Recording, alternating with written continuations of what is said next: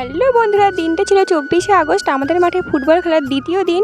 আগের দিন ছিল 23শে আগস্ট শনিবার। 8টা টিমের খেলা হয়ে গেছে, আজকে বাকি 8টা টিমের খেলা হবে। আজকে মাঠে পৌঁছে প্রথমেই সবার জন্য প্লেটের মধ্যে চা সাজিয়ে নিচ্ছি। এখন সবাইকে চা বিস্কুট দেওয়া হচ্ছে, এক এক করে সবাইকে চা দেওয়া কমপ্লিট। এখন চলছে প্রথম রাউন্ডের 4 নাম্বার খেলা।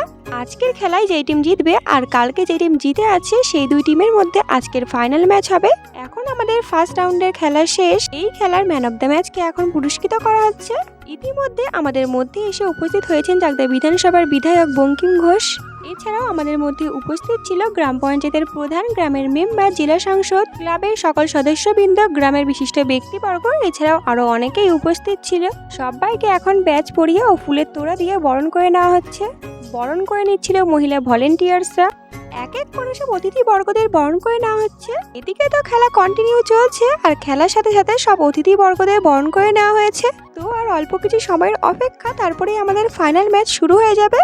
এখন চলছে আজকে সেমিফাইনাল খেলার প্ল্যানটিং। তো আজকে সেমিফাইনাল খেলা প্ল্যানটিংয়ের মাধ্যমে শেষ হলো। ফাইনাল খেলা শুরু করার আগে এখন শুরু হতে চলেছে উইনার্স ও রানার্স ট্রফি নিয়ে মাঠ পরিক্রমা। মাঠ পরিক্রমায় অংশগ্রহণ করেছে ক্লাবের সকল সদস্যবৃন্দ, সাথে মহিলা ভলেন্টিয়ার্স, গ্রামের সম্মানীয় ব্যক্তিবর্গ, এছাড়াও আরো অনেকেই। এখন উইনার্স ও রানার্স ট্রফি নিয়ে আর তার সাথে ব্যান্ডপার্টি বাজনা বাজিয়ে চলছে আজকের মাঠ পরিক্রমা।